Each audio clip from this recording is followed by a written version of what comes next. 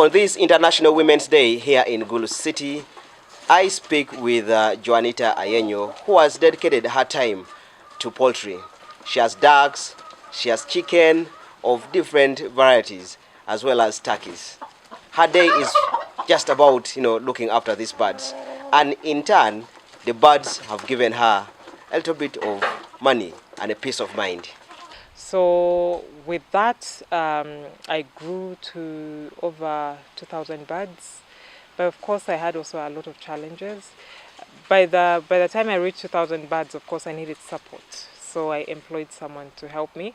But the family also helped me a lot in terms of feeding them, checking on their health, making sure there is heat, lighting, and all. Because like when I started, I didn't have a structure. We need to have that in mind. So I didn't have a structure. I didn't have anything at all in line with poultry. So I had to start off by putting up a structure, buying the necessary tools required for a farm. It was slightly above $1 million at the time, considering all that. For me, I enjoy, like growing the birds, and when now they're big. Because my birds, the broilers, I sell them per kilogram. So every 1 kilogram of a broiler bird in my farm goes for 15,000 Uganda shillings, and a broiler bird goes for 12,000 Uganda shillings. So you can do the necessary calculations. And my broiler birds have gone up to about 6 kilograms, while the broiler, the biggest supply I've had was 7 kilograms, like very big. It would hardly, move, but it was still able to carry itself around. So if your pen is dirty, most likely you might lose all of them. There are chances you can actually lose, all your flock. The biggest challenge I actually faced was at some point during, the time I lost over 1,000 birds, in one go. Every day I am literally like packing about 10 dead birds and discarding them. And they were already edible, but I just couldn't.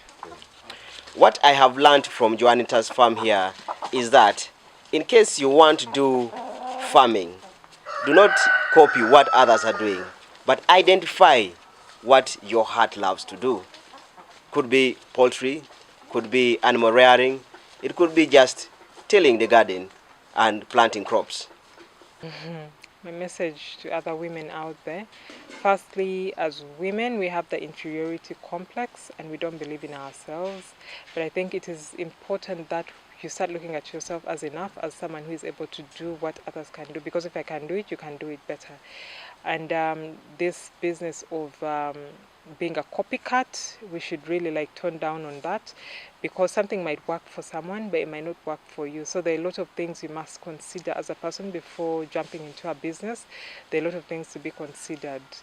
Do you have the time for that? Do you have a passion for that? Do not go for it because of the money, because the money will not come at the very beginning.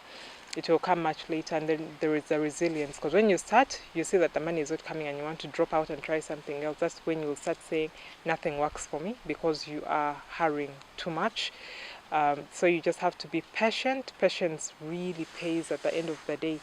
And let's not have this mindset of farming is for male only. We can do it as well, and we can even do it better. So it's important that we actually take the mantle.